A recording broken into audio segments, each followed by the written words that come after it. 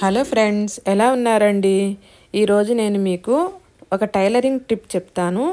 చూడండి, ఈ 3 కత్తిర్లు నేను నా మిషన్ మీదకి వాడతాను.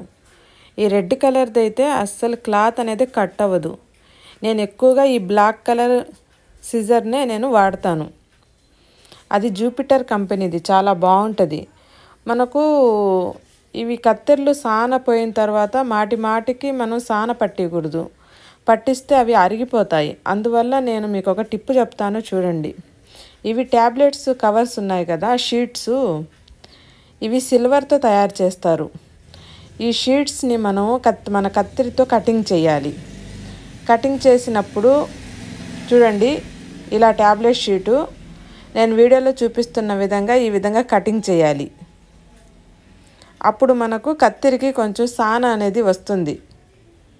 మరీ మొద్దు బారిపోతే సాన పట్టియాలి. కొంచెం కట్టవకపోతే మనం ఇలాంటి టిప్ని యూస్ చేయొచ్చు.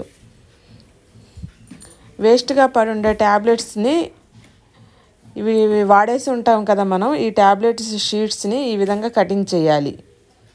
ఇవి సిల్వర్ కాబట్టి ఆటోమేటిక్గా మన కత్తిరికి సాన అనేది వస్తుంది.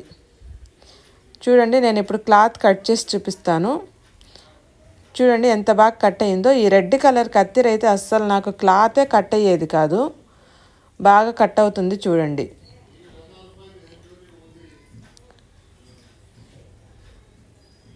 ఈ టిప్ని మీరు తప్పకుండా పాటించండి.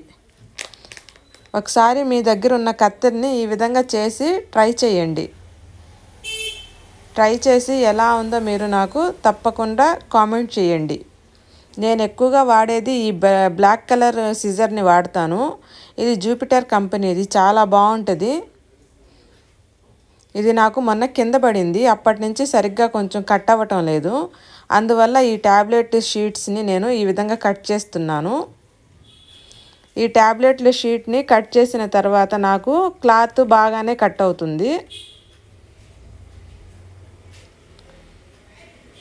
మన టైలర్స్కి ఈ టిప్ చాలా ఉపయోగపడుతుందని నేను వీడియో తీసి పెడుతున్నాను. తప్పకుండా మీరు ఈ టిప్ని యూస్ చేయండి. మీలో ఎంతమందికి ఉపయోగపడిందో తప్పకుండా కామెంట్ చేయండి.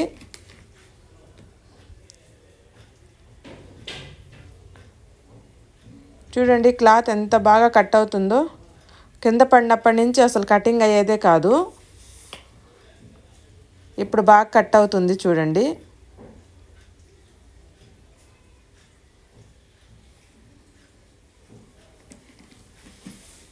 ఓకే ఫ్రెండ్స్, వీడియో నచ్చినట్లయితే తప్పకుండా లైక్ చేయండి. మీ వాళ్ళకి తప్పకుండా షేర్ చేయండి. నెక్స్ట్ వీడియోలో మళ్ళీ కలుద్దాం.